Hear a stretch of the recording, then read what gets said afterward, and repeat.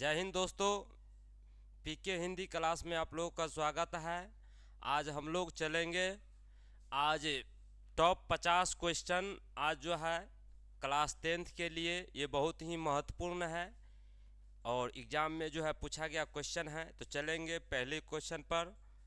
अब आपको यहाँ दिया गया है, ये कहता है कोष्टक में अंकित चिन्ह है। तो कोष्टक में जो अंकित चिन्ह है इसके बारे में पूछ रहा है जी। ये चिन्ह जो कोष्टक में है, आपको कोष्टक में, सॉरी एक मिनट, हाँ, तकनीकी प्रॉब्लम।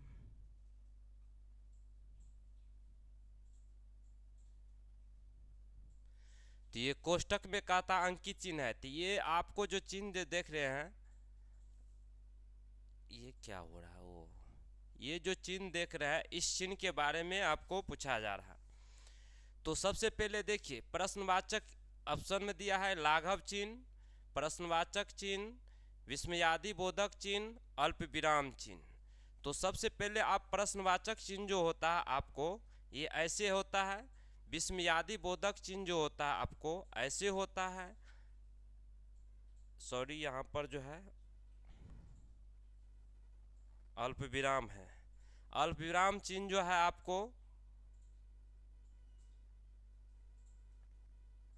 ऐसे होता है। इसके बाद प्रश्नवाचक चिन्ह जो होता है आपको ऐसे होता है। और इसके बाद कोष्टक में जो दिया है चिन्ह, ये जो है आपको, सॉरी यहाँ पर जो है थोड़ा मिस्टेक हुआ है। ये आपको जो है ये कोष्टक में जो चिन्ह दिया गया है वो जो है ये जो होता है विस्मयादि बोधक चिन्ह। और ये लाघव चिन्ह जो होता है आपको दोस्तों आप देखे होंगे ऐसे जो रहता है ये लाघव चिन्ह, ये आपको प्रश्नवाचक चिन्ह, ये आपको विस्मयादि बोधक चिन्ह, या आपको अल्पविराम चिन्ह आपको पूछा गया ये। तो कोष्टक में, तो कोष्टक में आपको क्या है यहाँ पर, चलिए सबसे पहले कलर मैचिंग कर ले। तो कोष्टक में आपको दिया है ये आपको ये चिन्ह है। तो ऑप्शन नंबर सी विस्मयादि बोधक चिन्ह होगा। चलिए अब अगले नेक्स्ट क्वेश्चन पर। अगला कहता है कि कोष्टक में अंकित चिन्ह है। ये कोष्टक में जो अंकित चिन्ह है यहाँ पर इसके बारे में पूछा। तो सबसे पहले जो यहाँ दिया है आपको पूर्ण विराम। तो पूर्ण विराम जो दिया है, इसके बाद अर्ध विराम दिया, इसके बाद उद्धरण चिन्ह दिया, इसके बाद प्रश्नवाचक चिन्ह दिया। तो आपको सबसे पहले पूर्ण विराम होता कैसे, यहाँ देखिए पूर्ण विराम जो होता है आप सीधा देखिएगा ऐसे डंटा। अर्ध विराम जो देखते हैं आप कैसे होता है, अर्ध विराम जो आपको होता है ऐसे होता है। इसके बाद आपको ये उद्धरण चिन्ह जो होता है आपको पीछे अभी हम बताए थे ये ऐसे होता है।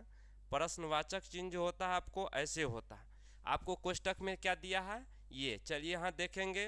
तो ऑप्शन नंबर आपको जो है C correct will be answer होगा, ये उद्धरण चिन्ह है। चलिए नेक्स्ट अगले क्वेश्चन पे चलेंगे। अब अगला क्वेश्चन है कि विराम चिन्ह का जो है शाब्दिक अर्थ क्या होता है। आपको दिया है कि अगला क्वेश्चन में कह रहा है कि विराम चिन्ह का जो है शाब्दिक अर्थ क्या होता है। तो विराम चिन्ह का शाब्दिक अर्थ यहाँ पर सबसे पहले देखिए भागना, ये भागना दिया है, ये ठहरना ठहराव दिया है, ये चलना दिया है, और ये मिलान दिया है। तो आपको पूछा गया है विराम चिन्ह। तो सबसे पहले विराम चिन्ह को जो है, विराम चिन्ह का जो है होता मतलब होता है कि मिलान, यानी मेल मिलाप होता है। तो ऑप्शन डी करेक्ट आंसर होगा। चलिए नेक्स्ट अगले क्वेश्चन पे चलेंगे। कहता जिस शब्द से किसी एक वस्तु या व्यक्ति का बोध हो उसे कौन सी संज्ञा कहते हैं। तो आप यहाँ सबसे पहले देखिए संज्ञा पूछा, जिस शब्द से कहा है किसी एक वस्तु या व्यक्ति का बोध हो कौन सी संज्ञा कहते हैं। तो समूहवाचक संज्ञा में क्या होता है, एक से अधिक का बोध होता है, एक से अधिक अधिक का जो है बोध होता है, जिसमें इसमें जो है सबसे पहले, सॉरी एक मिनट, इसमें जो है आपको जो है समूहवाचक में जो आपको जो है झुंड का बोध होता है। झुंड होता है, व्यक्तिवाचक में एक का जो है बोध होता है, भाववाचक में गुण धर्म की गुण धर्म स्वभाव का जो है गुण का बोध होता है। जातिवाचक में किसी भी जाति के संपूर्ण पदार्थ, किसी भी जाति के संपूर्ण पदार्थ। सॉरी, राइटिंग पे नहीं जाइएगा, आप लोग केवल क्लास को जो है अटेंड करें और इसे सीखने की प्रयास करेंगे। तो सबसे पहले कहा गया एक वस्तु का जो व्यक्ति का जो है बोध होगा। तो जहाँ पर एक का जब बोध होगा तो वो व्यक्तिवाचक संज्ञा होता है। आंसर सी होगा। चलिए नेक्स्ट अगले क्वेश्चन पे चलेंगे। अब कहता है जिस संज्ञा शब्द से व्यक्ति या वस्तु के जो है गुण धर्म और दशा का जो है या व्यापार का बोध हो उसे कौन सी संज्ञा कहते हैं। तो देखिए गुण धर्म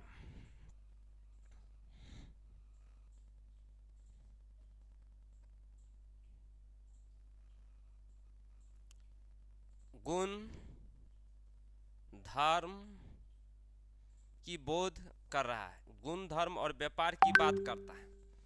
तो व्यक्तिवाचक संज्ञा में जो है सबसे पहले क्या होता है, यहाँ पे चलिए ऑप्शन पे चलेंगे डायरेक्ट। पहला हम दिया है व्यक्तिवाचक, इसमें आपको एक व्यक्ति या वस्तु का बोध होता है। इसमें आपको समूह या झुंड का बोध होता है, समूह या झुंड का जो है बोध होता है। इसमें आपको गुण धर्म और स्वभाव का बोध होता है, और इसमें आपको नापने और तौलने का बोध होता है। तो आपको क्या कहा है, इस जिस संज्ञा शब्द से व्यक्ति या वस्तु के, व्यक्ति प्लस वस्तु के कहा है गुण धर्म और दशा और व्यापार। तो हम चलेंगे इसमें किस में है गुण धर्म, इसमें एक व्यक्ति का बोध कर रहा है, ये आपको नहीं होगा। इसमें समूह की बोध कर रहा है, ये भी आपको नहीं होगा। इसमें गुण धर्म और क्या कहा था, गुण धर्म। तो चलिए आंसर आपको मिल गया ऑप्शन सी करेक्ट सही, ये भी नहीं होगा। चलिए नेक्स्ट अगले क्वेश्चन पर चलेंगे। चलिए कहता है कुंज किस संज्ञा का उदाहरण है। आप देखिए कुंज आपको कहता है किस संज्ञा के उदाहरण है। इसमें जो है बहुत विद्यार्थी को जो है डाउटफुल भी होता है, और आप लोग इसका आंसर जो है आप लोग कमेंट बॉक्स में जो है दीजिए 1 मिनट के लिए, तब तक हम देखते हैं कौन किसका आंसर आ जाता है।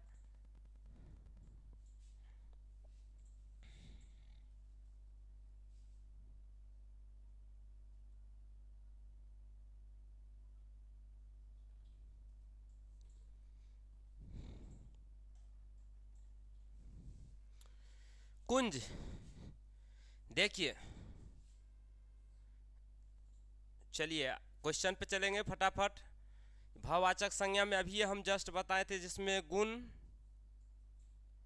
धर्म स्वभाव का बोध होता है। व्यक्तिवाचक में अभी हम बताते एक व्यक्ति या वस्तु की बोध हो, अभी ये जस्ट बताए थे। जातिवाचक में किसी भी पदार्थ के एक जात का बोध हो, एक जात का बोध हो, बोध हो, ये भी हो सकता। समूहवाचक में जिसमें झुंड और समूह की बोध हो, झुंड और समूह की। तो सबसे पहले आपको यहाँ कहा गया है जो कुंज के बारे में जो किस संज्ञा का उदाहरण है। तो सबसे पहले यहाँ पर कुंज में क्या होता है, कुंज में जो है एक समूह की बात होता है, उसमें कई सारे जो है उसमें जुड़ा हुआ रहता है, उसी को क्या कुंज कहा जाता है। तो उसमें जुड़ा होता समूह होता है, तो इसीलिए ऑप्शन जो है ये समूहवाचक के साथ आंसर जाएगा। चलिए नेक्स्ट अगले क्वेश्चन पर। अगला क्वेश्चन है, आपको दिया है, बहुत ही महत्वपूर्ण क्वेश्चन है ये, कई बार एग्जामों में जो आपको पूछा गया है, बड़े से बड़े और छोटे से छोटे एग्जामों में आपको देखने को मिला होगा। तो चलिए अब इसमें चलेंगे। कहता है मिठास जो है किस संज्ञा का उदाहरण है। लगातार अभी संज्ञा से जो है प्रश्न आ रहा है, और आप लोग इससे जो है सेशन को फटाफट जो है शेयर करिए, लाइक करिए, और ज़्यादा से ज़्यादा अपने दोस्तों के पास जो है शेयर करिए। चलिए आगे। मिठास कहता कौन सी संज्ञा, तो व्यक्तिवाचक संज्ञा में एक व्यक्ति या वस्तु का बोध होता है। दरवाचक में जिसमें नापने और तोलने का बोध होता है। समूहवाचक में इसमें झुंड और समूह का बोध होता है। इसमें होता है गुण, धर्म, अब स्वभाव का बोध होता है। सबसे पहले यहाँ दिया है मिठास शब्द, तो मिठास शब्द दिया है, तो मिठास में क्या होता है, जैसे कि हम लेंगे कोई भी चीज़, ऐसे हम खाते हैं, जैसे कि साधारणतः रसगुल्ला खाते हैं, देखने में उजला रहता है, जब तक हम इसके स्वादों को हम जी पे लेते नहीं हैं, चखते नहीं हैं, तब तक पता नहीं चलता। तो इससे क्या होता है, अनुभव होता है।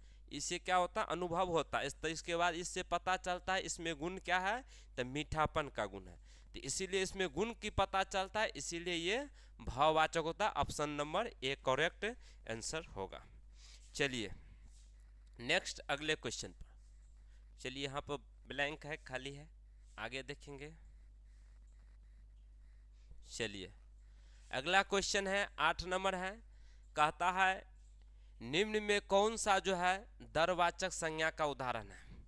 तो दरवाचक संज्ञा सबसे पहले हम लोग समझ लें। दरवाचक संज्ञा में क्या होता है, जिसमें नापने तोलने का बोध होता है, नापने तोलने का बोध होता है। तो सबसे पहले देखिए, घड़ी, आपको जो घड़ी जो दिया है, ये घड़ी आपको जो है सबसे पहले जो है जातिवाचक है। जातिवाचक क्यों है, क्योंकि ये घड़ी एक किसी घड़ी का जो है नाम का बोध नहीं, जैसे सारी दुनिया में जितने भी घड़ी है सभी का बोध कर रहा है, इसलिए ये। इसके बाद आप ये देख लिए, ये दूध में इसमें जो है नापने और तौलने का बोध होता है, तौलने का बोध होता है। अब आपको कहा गया है जो दरवाचक संज्ञा कौन है, तो दरवाचक संज्ञा में आप जानते हैं कि नापने और तौलने का जो बोध होता है उससे दरवाचक। तो नापने तौलने जो आपको ऑप्शन नंबर ए दूध में होता है, क्योंकि हम लोग देखते हैं साधारणतः बाजार जाते हैं तो वहाँ दूध जो है 1 किलो 2 किलो का पैकेज बनाया था। हमारे गांव घर में भी देखिएगा जो है डब्बा जाता है, उससे नाप के दिया जाता है। तो जिसमें नापने और तौलने की जब बोध हो तो वो आपको दरवाचक संज्ञा होगा। Option number A will be answer सही। और नेक्स्ट अगले क्वेश्चन पर कहेगा, कह रहा कि पुस्तक किस संज्ञा का उदाहरण है। पुस्तक किस संज्ञा का उदाहरण है। चलिए इसका आंसर आप लोग जो है कमेंट बॉक्स में दीजिए, देखिए किसका किसका फटाफट आंसर आ रहा है।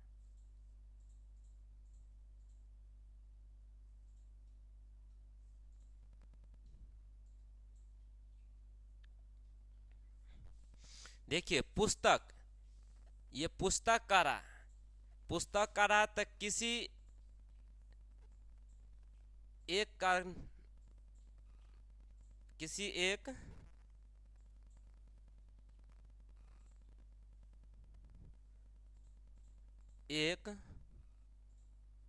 पुस्तक का नाम नहीं है। किसी एक पुस्तक का नाम नहीं है, केवल सारी दुनिया में जितने भी पुस्तक है वो सारी पुस्तक की बात नाम दिया है, समझिए। तो पुस्तक जो है एक सारी पुस्तक, जब एक से अधिक पुस्तक की जो बात करे तो वो उस समूह की बात, समूह की नहीं सॉरी, ये जो है एक जात हो गया। अगर आपको कहता अंग्रेजी का पुस्तक तो ये आपको हो जाता है व्यक्तिवाचक। अगर आपको कह देता या गणित का पुस्तक तो एक गणित व्यक्तिवाचक, यहाँ शो नहीं कर रहा, यहाँ कर रहा पुस्तक किस संज्ञा का उदाहरण है। तो पुस्तक एक जो है इसमें समूह की बोध नहीं हो रहा है, तो ये आपको ये नहीं होगा। इसमें आपको भाव की गुण धर्म स्वभाव की बोध नहीं हो रहा, तो ये भी नहीं हो। इसमें नाप दरवाचक में नापने तोलने की बोध होता है, इसमें नापने तोलने की बोध नहीं हो रहा, तो ये भी नहीं होगा। अब 3 कट गया तो लास्ट में आप तो जानते हैं कि जो बचा है वही उसका आंसर होगा, तो ऑप्शन नंबर बी। चलिए नेक्स्ट अगले क्वेश्चन पर। कहता संज्ञा कैसा शब्द है, ये बहुत ही टॉप क्वेश्चन है और आप लोगों को जो है लगता होगा कि ये क्या क्वेश्चन कौन कहाँ से ला लिया है। आपको घबराने की नहीं है, सबसे पहले आपको आसानी दिमाग को जो है थोड़ा जो है कंसिस्टेंसी बना करके जरूर यहाँ जो है वीडियो को जो है देखें, जरूर आपसे हो जाए। संज्ञा जो है विकारी और अभिकारी, संज्ञा विकारी और अभिकारी में बताना है आपको कौन सा है।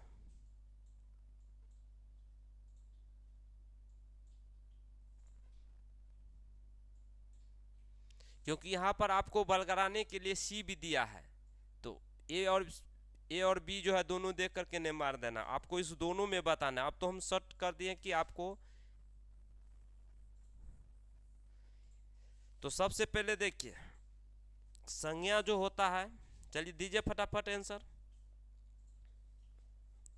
संज्ञा आपको सबसे पहले जो होता है ये विकारी होता है, ऑप्शन नंबर ए होगा, न कि आपको डी होगा, न कि ये होगा, आपको ये होगा, ये भी कट जाएगा। तो चलिए अगले क्वेश्चन पे चलेंगे। नेक्स्ट कहता लिंग जो है 11 नंबर क्वेश्चन है, लिंग जो है किस भाषा शब्द से है। तो लिंग जो है आपको सबसे पहले जो है ये उर्दू भी नहीं है, ये फारसी भी नहीं है, अब 2 बच गया, अब ये 2 ही में से कोई होगा। तो लिंग जो है सबसे पहले हमारे देश की भाषा है, वही भी समझना पड़ेगा, तो इसका मतलब अरबी भी कट जाएगा, ऑप्शन नंबर डी संस्कृत के साथ आंसर हो जाएगा। नेक्स्ट अगले वीडियो चलिए। निम्न में कहता है निम्न में से किसका अर्थ चिन्ह या निशान होता, अर्थ चिन्ह या निशान होता है। सॉरी, निम्न में लिखा गया है कि किसका अर्थ चिन्ह या निशान होता है, किसका अर्थ चिन्ह या निशान होता है। तो देख लीजिए, संधि का अर्थ होता है आपको मेल, वचन कारक में होता है विभक्ति चिन्ह,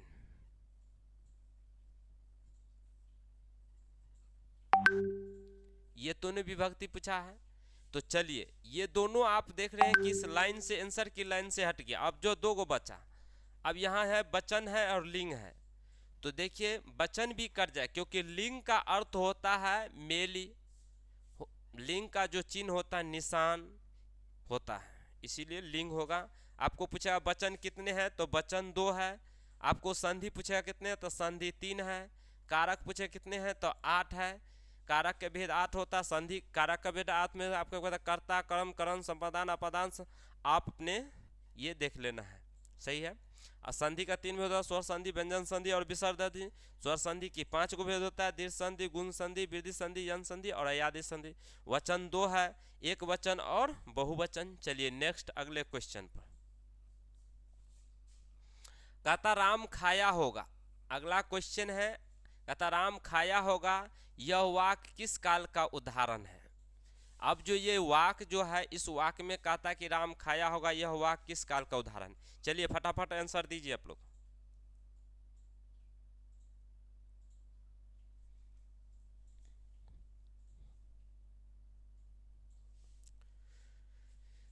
देखिए होगा, अभी वर्तमान में तो हो नहीं रहा है, इसमें होगा कहता है, तो इसीलिए ये भी इस आंसर से कट जाएगा।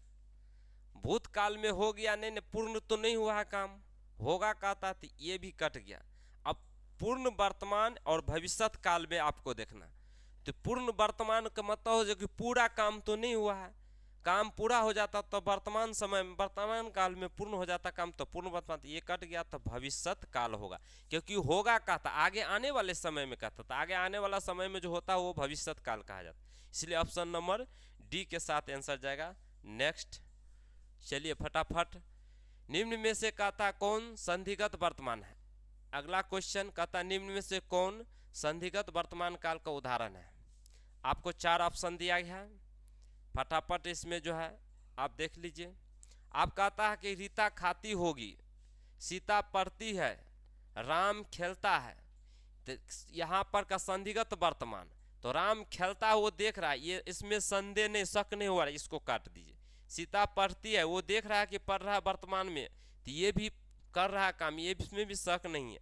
आप जहाँ होगी या मोहन जाती है, मोहन जाती है, यहाँ पर देखिए मोहन जाती है, ये भी वर्तमान में जाने का काम कर रहा है, वो देख रहा है। तो आप जहाँ पर होगा होगी रहेगा वही ऑप्शन, इसमें होगी है, तो यही ऑप्शन नंबर ए इसका करेक्ट आंसर होगा।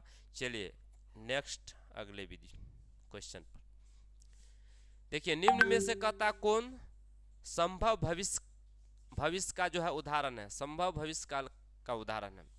तो आप सबसे पहले 4 ऑप्शन दिया हुआ है, आप एक बार सबसे पहले अपने से जो है इस क्वेश्चन का आंसर करिए, इसके बाद तो हम करेंगे ही।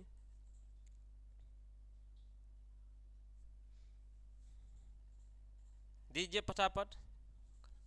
देखिए एकदम आसान है, संभव भविष्य, संभव है और आपको यहाँ भी देखिए संभव है, यही ऑप्शन होगा और कहीं नहीं जाना। ये नहीं होगा, ये नहीं होगा, ये नहीं होगा, तो ऑप्शन सी करेक्ट आंसर होगा। नेक्स्ट आगे कहता चिड़िया उड़ रही है, चिड़िया उड़ रही, यह वाक्य किस वर्तमान काल का उदाहरण है।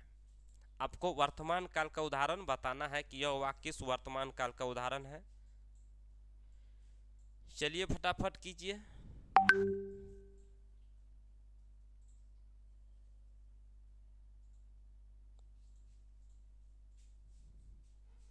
दीजिए दीजिए आंसर।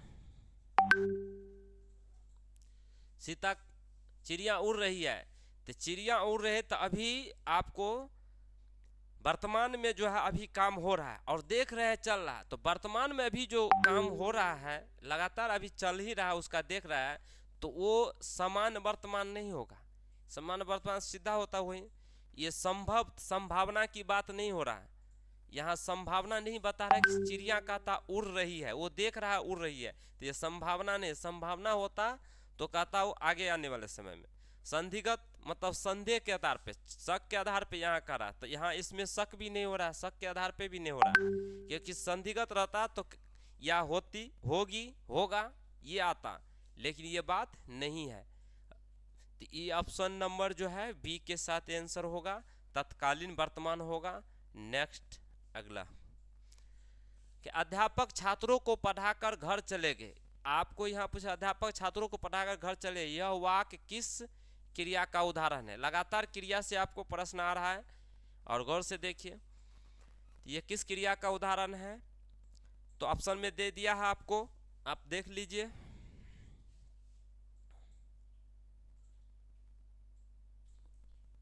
सत्रह नंबर आंसर दीजिए आंसर।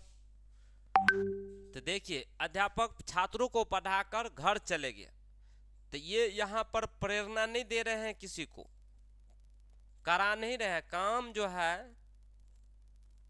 इस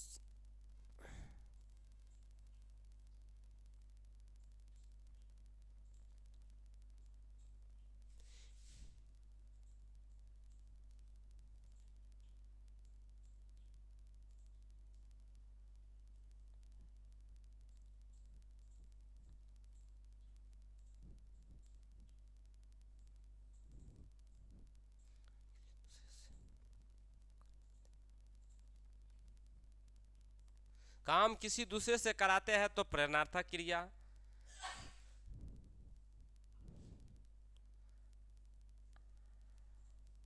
और किसी को काम करने की अनुमति, किसी को काम करने की अनुमति दे, करने की अनुमति दे, तो अनुमति बोधक होगा।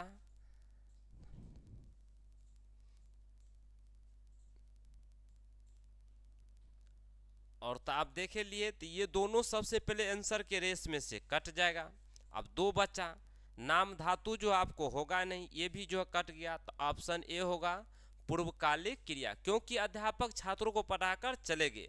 यहाँ काम क्या हुआ, करके चले गए, तो काम पहले ही पूर्व में ही खत्म कर चुका, इसीलिए पूर्वकालिक क्रिया होगा। नेक्स्ट अगले क्वेश्चन पर,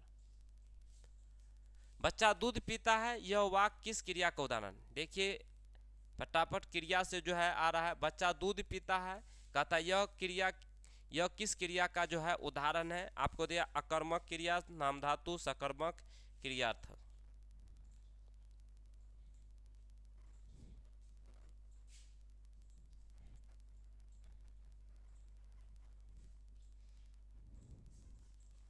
बताइए।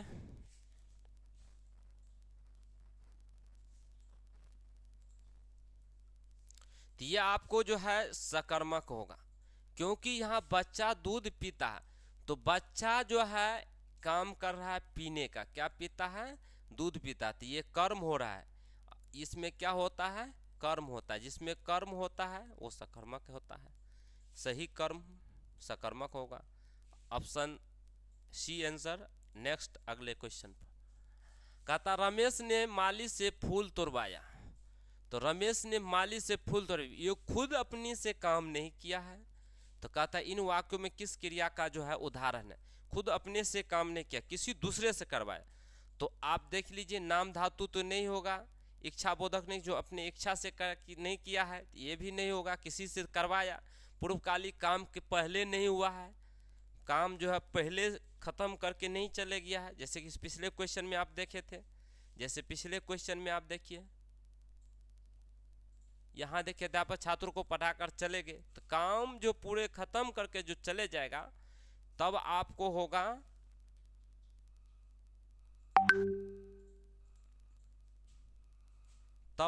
होगा पूर्वकालिक, यही, अन्यथा ई भी कट गया था। आंसर प्रेरणार्थक क्रिया, क्योंकि रमेश माली से फूल तोड़ पे, रमेश ने माली को कहा कि फूल तोड़ के लाए, मतलब उसे प्रेरणा दिया, उसे तोड़वा के जो है उससे लाया, इसीलिए प्रेरणार्थक। ऑप्शन डी आंसर होगा। नेक्स्ट कहता वाच के जो है, देखिए बहुत ही बढ़िया है, ये बहुत बार जो है एग्जाम में पूछा गया क्वेश्चन है, ट्रेंडिंग लेवल में है। कहता वाच के कितने प्रकार होते हैं।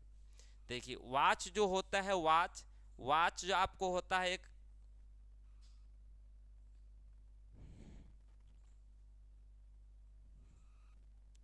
वाच होता है कृतवाच, एगो होता है कर्मवाच, इसके बाद होता है भाववाच। तो ये वाच का आप देख रहे हैं कि ये 3 भेद होता है, तो यहाँ ऑप्शन सी में आपको, बी में दिया है, sorry 3, option number B answer correct होगा। चलिए अगला क्वेश्चन, कहता है निम्न में से कौन अवयव का उदाहरण है। अवयव का उदाहरण है, निम्न में से कौन अवयव का उदाहरण है। ये थोड़ा टॉप लगता होगा, घबराने का नहीं है, जरूर आप लोग जो है इसका आंसर दीजिए।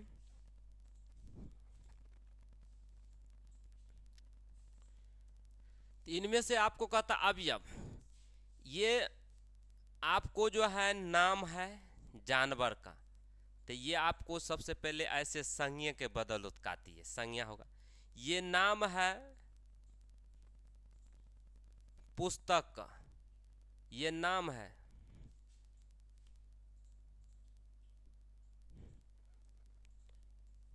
नाम है, तो ये भी आपको क्या है, संज्ञा है।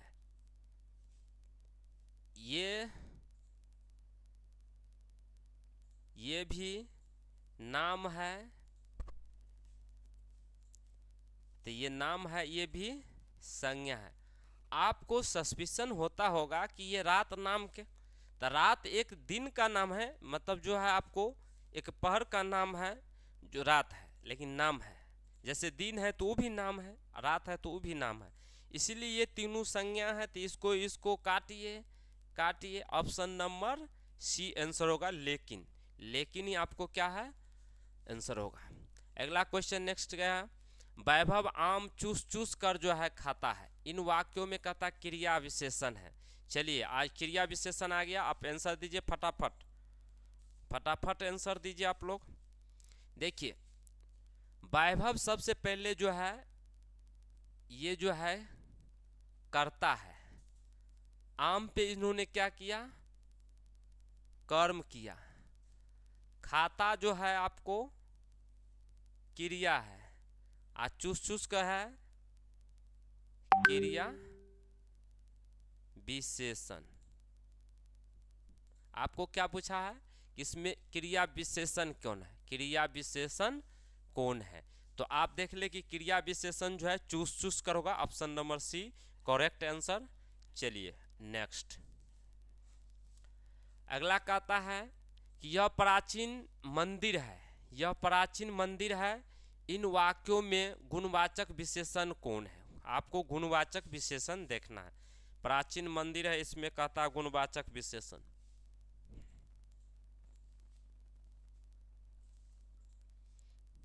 तो सबसे पहले मंदिर जो है यहाँ पे देखिए आप, ये संज्ञा है, यह जो है आपको जो है सर्वनाम है। ये सबसे पहले तो छांट दीजिए।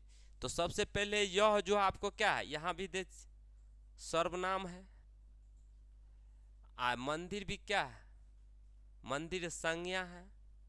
जब संज्ञा सर्वनाम ये दोनों जब कट गया, ये कट गया, तो आपको बचा क्या, बी, आंसर बी होगा, है नहीं होगा, है क्रिया के साथ। तो नेक्स्ट ये आंसर बी होगा। नेक्स्ट अगले क्वेश्चन पे चलेंगे। कहता विद्यालय बहुत, अगला क्वेश्चन कहता विद्यालय में बहुत छात्र हैं, इसमें विशेषण कहता है खोजने के लिए। तो सबसे पहले यहीं पर हम कर लेंगे, विद्यालय सबसे पहले ये क्या है, ये संज्ञा है, ये छात्र भी क्या है, ये संज्ञा है। तो इस आधार पे ये दोनों जहां जहां है, विद्यालय ये संज्ञा, इसको काट हटा दीजिए, छात्र भी ये संज्ञा काट कर दे, इसमें बहुत होगा आपको विशेषण। तो ऑप्शन नंबर बी होगा। नेक्स्ट, यहाँ थोड़ा जो है मिस्टेक हुआ है, कोई बात नहीं। चलिए नेक्स्ट अगले पर 25 नंबर कहता निम्न में कौन सा परिमाणवाचक विशेषण का जो है उदाहरण है। परिमाणवाचक, तो आप जानते हैं कि परिमाणवाचक विशेषण किसको कहते हैं।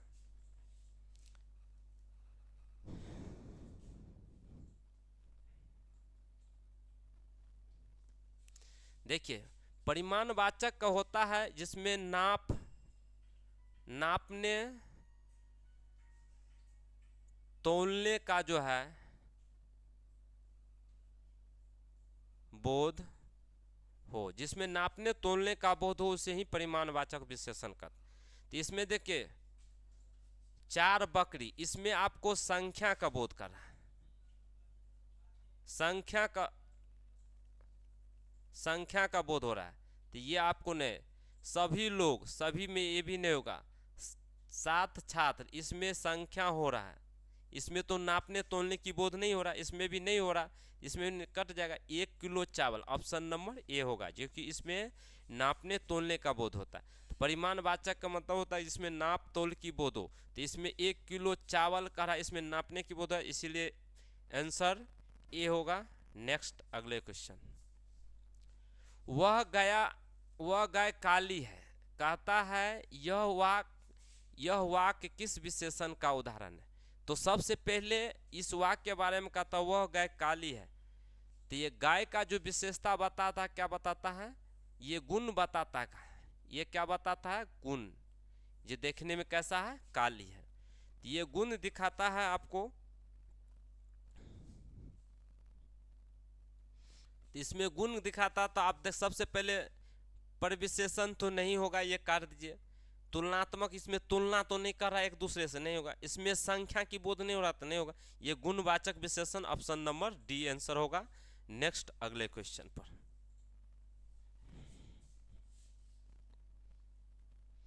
कहता है 27 नंबर, अरे यह क्या हो गया, इन वाक्यों में कारक है बताइए। तो देख लीजिए, हे अरे जो होता है ये विभक्ति चिन्ह है, ये सबसे पहले विभक्ति चिन्ह है। अब किसका ये विभक्ति चिन्ह है, सो कहता है। तो ये आपको सबसे पहले संबोधन कारक है, संबोधन कारक का जो है विभक्ति चिन्ह, जो कि इसका विभक्ति चिन्ह होता है हे, अरे और ओ भी होता है। आपको नहीं पता तो ये नोट कर लीजिएगा, कॉपी कलम खोल के रखिए, उसको नोट भी कर लीजिएगा। तो यहाँ संबोधन कारक की जो है ये होता है। तो संबोधन कारक ऑप्शन नंबर ए है। ये नहीं होगा, ये नहीं होगा, ये नहीं होगा। चलिए ऑप्शन ए के साथ आंसर जाएगा। नेक्स्ट कहता निम्न में कौन अधिकरण कारक का उदाहरण है। आपको अगला क्वेश्चन कहता निम्न में कौन अधिकरण कारक का उदाहरण है। अधिकरण कारक, तो अधिकरण कारक में होता क्या है, तो इसमें होता है कि कर्ता जिस स्थान पर हो उसे कहते हैं अधिकरण कारक। अधिकरण कारक। तो सबसे पहले देखिए सीता कलम से लिखती है, तो ये यहाँ पर साधन है, इसके हाथ में साधन है, लिखने का साधन है। तो ये कल हाथ में साधन है, तो साधन किस में होता है, जिसके हाथ में साधन हो वो करण कारक होता है। ये तो करण कारक हो, करण हो गया। कहता महेश पुस्तक पढ़ता है, महेश पुस्तक पढ़ता है, तो महेश ने पढ़ने का काम किया। महेश क्या किया, पढ़ने का काम किया। किसको पढ़ा, तो पुस्तक को। तो इसमें महेश क्या है, करता है, ये पढ़ना क्या है, ये क्रिया है। और क्रिया कहाँ किस पे किया, पुस्तक पर पढ़ने। तो क्रिया जिस पे होता है तो वो क्या होता है, कर्म कारक। ये हो गया कर्म कारक। रहीम विद्यालय में है, रहीम विद्यालय में है। और कहता यह करीम की पुस्तक है, यह करीम की पुस्तक है। तो आपको ये भी नहीं होगा, ये भी नहीं होगा, ये भी नहीं होगा। अब यही होगा कि रहीम जो कहता है विद्यालय में है, तो रहीम का स्थान कहाँ है, कहाँ पे है वो रहने का स्थान, तो विद्यालय में। तो क्रिया कहता है करता जिस स्थान पे हो, तो इसका स्थान तो है विद्यालय। विद्यालय क्या है, ये स्थान है। तो जहाँ पर स्थान की बात करें, स्थान की बोध करें, वहीं अधिकरण कारक होगा। ऑप्शन सी के साथ आंसर है। नेक्स्ट अगला कहता चूहा का बहुवचन रूप होगा। चूहा का कहता बहुवचन। चलिए बहुत ही बढ़िया। चूहा का बहुवचन जो कहेगा तो चूहे होगा, ऑप्शन डी होगा। चलिए नेक्स्ट, इसमें ज्यादा कुछ करने का नहीं, आगे चलिए।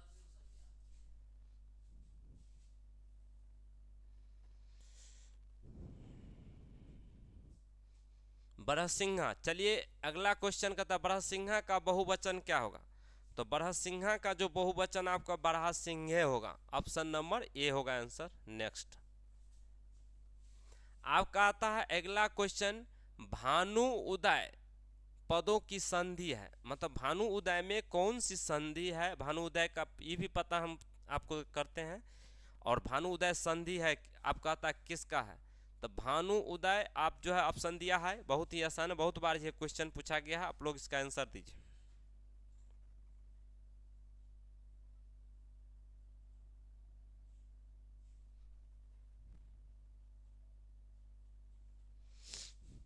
दीजिए, भानुदय होगा, ऑप्शन नंबर सी आंसर होगा, करेक्ट, सही।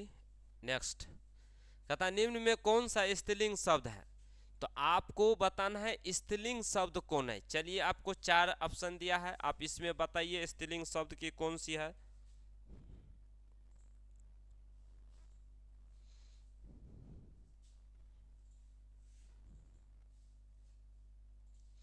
देखिए छवि आपको जो है स्त्रीलिंग शब्द है। चलिए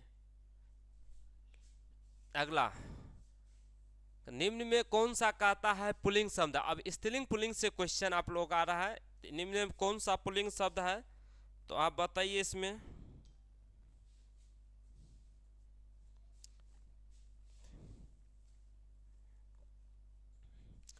इसमें कलश आपको होगा पुल्लिंग शब्द, ये आपको स्त्रीलिंग होगा, ये भी आपको स्त्रीलिंग होगा, ये भी आपको स्त्रीलिंग होगा, ये आपको पुल्लिंग होगा।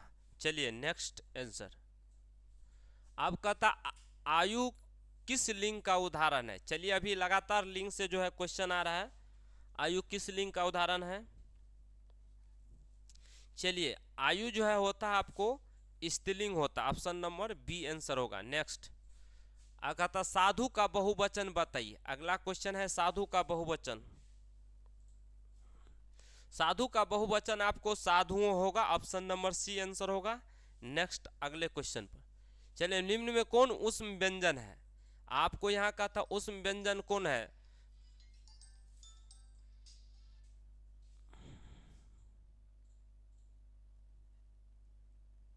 निम्न में उष्म व्यंजन कौन है? तो उष्म व्यंजन जो होता है आपको य होता है, र होता है, सॉरी सॉरी सॉरी, उष्म व्यंजन आपको जो होता है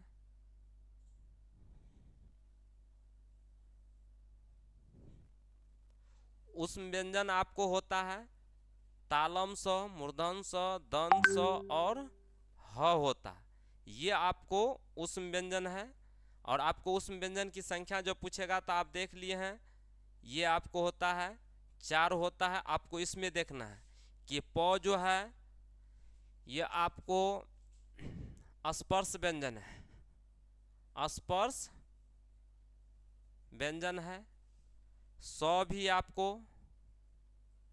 स्पर्श व्यंजन है।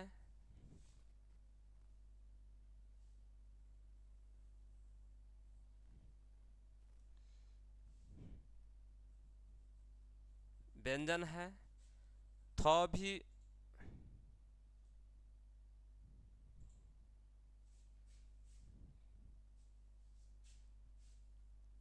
स्पर्श व्यंजन है और ट भी स्पर्श व्यंजन है। इसमें आपको यहाँ ऑप्शन जो है मिस्टेक हुआ है, नहीं सॉरी सॉरी मिस्टेक नहीं हुआ है, यहाँ पे हम ही मिस्टेक कर दिया आपको। तो ये आपको उष्म व्यंजन ये है, तो ऑप्शन नंबर बी आंसर होगा, विल बी। चलिए नेक्स्ट कहता निम्न में कौन अंत अस्त व्यंजन? तो आप जानते हैं कि अंत अस्त व्यंजन की संख्या जो होता है सबसे पहले 4 होता है। 4 में होता है अंत अस्त व्यंजन की संख्या, य होता है, र होता है, ल होता है और व होता है। ये आपको अंत अस्त व्यंजन है। अब इसमें देखेंगे ये आपको जो है नासिक वर्ण है, ये ढ है, स्पर्श व्यंजन है, ये झ भी है, स्पर्श व्यंजन है, ये ल है आपको, ये अंत अस्त व्यंजन है।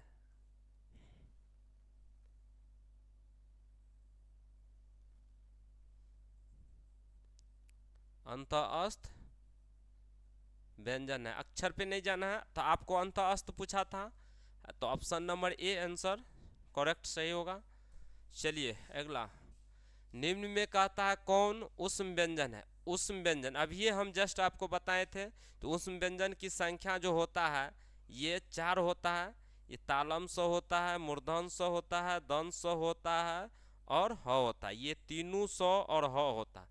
तो सबसे पहले नहीं है कहता है, इसमें क्या कहता है? नहीं है। तो ये आपको है, ये आपको है, ये आपको है, ये नहीं है। निगेटिव का आंसर नेगेटिव, ये आपको ये होगा, ऑप्शन सी होगा।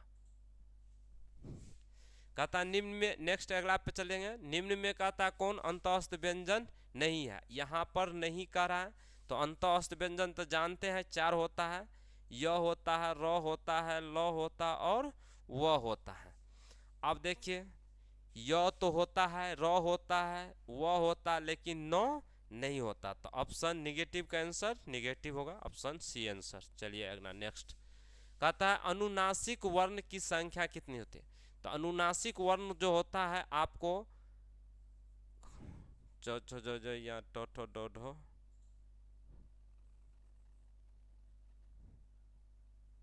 ये न होता, ये न होता है, ये म होता। यही आपको जो है इसी को कहते हैं पंचम माँ अक्षर, यानी वर्ण के पांचवा अक्षर, यही आपको क्या है, अनुनासिक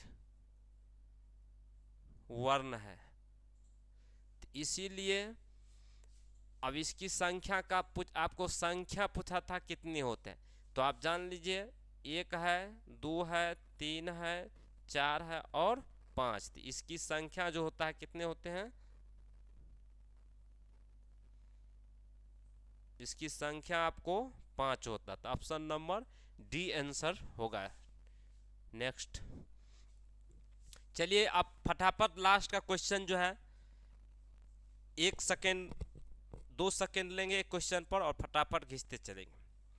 चलिए, निम्न में कौन सा अनुनासिक वर्ण नहीं है। तो अनुनासिक वर्ण तो आप जानते हैं कि आपको अभी ये बताए थे, ये होता है, ये होता है, ये न होता है, ये छोटी न बड़ी न, और ये म होता है। इसकी संख्या जो होता है 5 होता है और इसमें कौन नहीं है, कहता कौन नहीं है। तो आपको ये भी है, ये भी है, नहीं सॉरी ये नहीं है,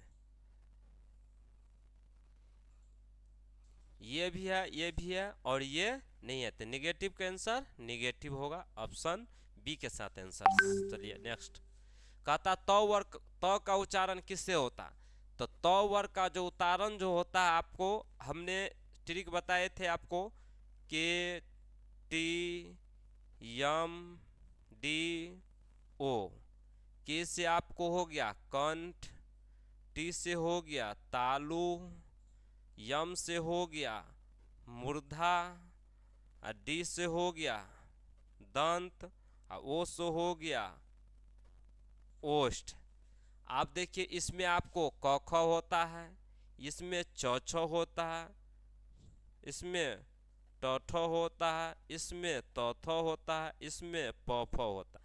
आपको त पूछा है तो त कहाँ पर है, यहाँ पर। तो ये इसका उच्चारण किससे होता है, दंत से होता है। तो दंत आपको खोजना, तो option number C, sorry option number D के साथ।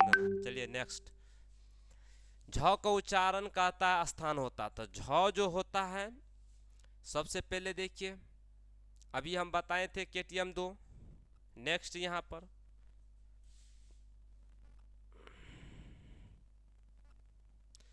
तो यहाँ झ को उच्चारण देखिए, क ख का उच्चारण कौन से होता है, च छ का उच्चारण तालु से होता है, क ख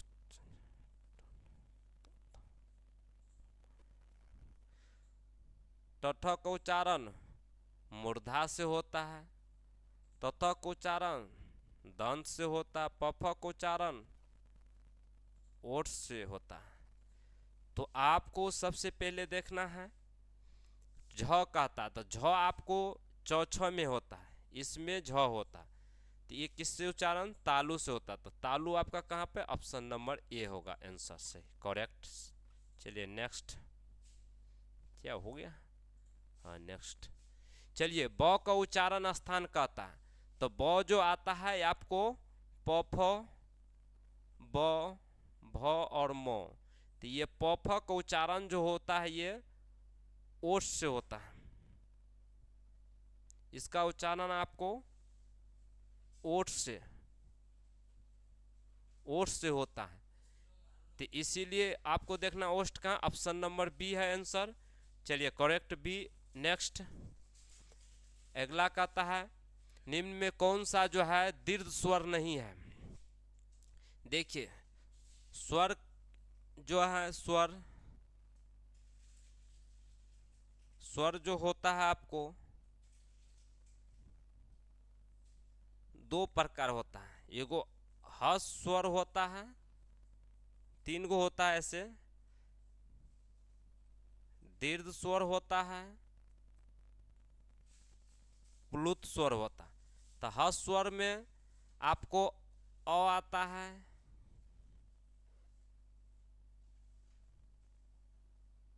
हर्ष छोटी ई, छोटा ऊ और री आता है। दीर्घ स्वर में आ होता है, बड़ा ई होता है, बड़ा ऊ होता है, ए होता है, आई होता है, ओ होता है और औ होता है। आपको यहाँ कहा कि दीर्घ स्वर नहीं है, तो आपको देखना है कि अ है, अ तो यहाँ है, ये तो हर्ष स्वर है तो ये नहीं होगा। यहाँ पर देखना है आपको आ है, तो आ तो इसमें है तो ये जो है दीर्घ स्वर है, दीर्घ स्वर है। ये आपको हर्ष स्वर है, स्वर है। ये नौ में है तो ये आपको हर्ष स्वर होगा। ये दुर्गऊ है, सॉरी ये जो है नौ जो होता है दीर्घ स्वर होगा।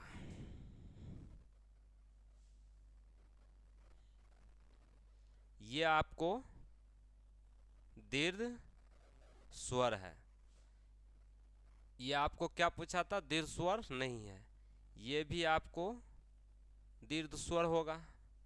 और दीर्घ स्वर कौन नहीं, ये है नहीं है, तो negative answer, negative option number A answer होगा। नेक्स्ट चलिए, कहता बालक पढ़ता है, वाक्य में पढ़ता है क्या है, तो वाक्य में सबसे पहले आपको देखना पड़ता है। चलिए फटाफट इसका आंसर दीजिए, आप लोग कमेंट बॉक्स में आंसर दीजिए, आंसर दीजिए।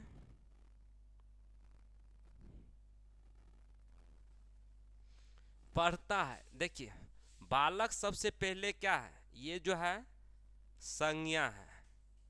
अब पढ़ता जो है ये क्या है, क्रिया है।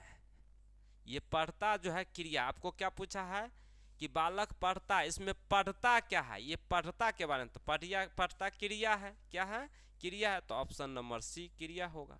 नेक्स्ट, रमेश पत्र लिखा, यह कौन सा जो है वाक्य है। रमेश कहता पत्र लिखा, कौन सा वाक्य है, चलिए आंसर दीजिए फटाफट।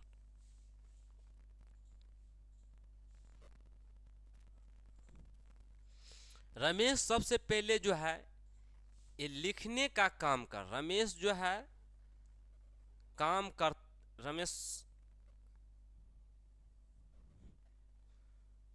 रमेश जो है सबसे पहले करता है, ये कौन सी लिखने का जो है क्रिया कर रहा है, तो ये क्रिया जो कर रहा है ये करता लिखने, क्या लिखता है, पत्र लिखता है। ये जो है कर्म कर रहा है इस पर। जहां पर कर्ता क्रिया और कर्म के साथ होगा तो वहां पर आपको सकर्मक होगा, सकर्मक क्रिया होगा। तो आपको सकर्मक क्रिया कहाँ है, ऑप्शन नंबर ए के साथ आंसर जाएगा। नेक्स्ट, कमल शब्द का कहता है पर्यायवाची कौन होगा, तो देखिए कमल का जो है देखिए पर्यायवाची जो आपको होगा सरोज होगा, आंसर बी होगा। नेक्स्ट अगले, लास्ट क्वेश्चन, लास्ट का सेकेंड है, आप लोग इसका आंसर दीजिए। काल शब्द का जो है विलोम क्या होगा, काल का विलोम, सॉरी काला का विलोम का है, काला शब्द का विलोम क्या होगा, चलिए बताइए, तब तक हम देखते हैं। बहुत आसान है, कई बार एग्जामों में जो है पूछा गया है। काला का जो होगा तो गोरा होगा, ऑप्शन नंबर ए आंसर होगा। नेक्स्ट, लास्ट और अंतिम ये क्वेश्चन है, आप लोग ज़्यादा से ज़्यादा जो अपने दोस्तों के पास शेयर कीजिए, लाइक कीजिए और कमेंट कीजिए, और अच्छा लगे तो धन्यवाद। तो सबसे पहले आप यहाँ लास्ट क्वेश्चन करेंगे, सूर्या शब्द का शब्द में कहता कौन सा जो है समास है, सूर्या शब्द में। बहुत ही टॉप क्वेश्चन है, ये एग्जाम में पूछा गया है, आप लोग क्वेश्चन बैंक उल्टा के देख लीजिए। सूर्या में कहता है कौन सा जो है, तो सूर्या सबसे पहले देखिए, सूर्या में जो है ये कर्मधारय जो है समास है, ऑप्शन सी होगा। तो चलिए अब आपका जो यहाँ से ख़त्म हो गया, पीके हिंदी क्लास में आप लोग का स्वागत है। मिलेंगे नेक्स्ट अगले वीडियो में, तब तक के लिए जय हिंद, जय भारत, जय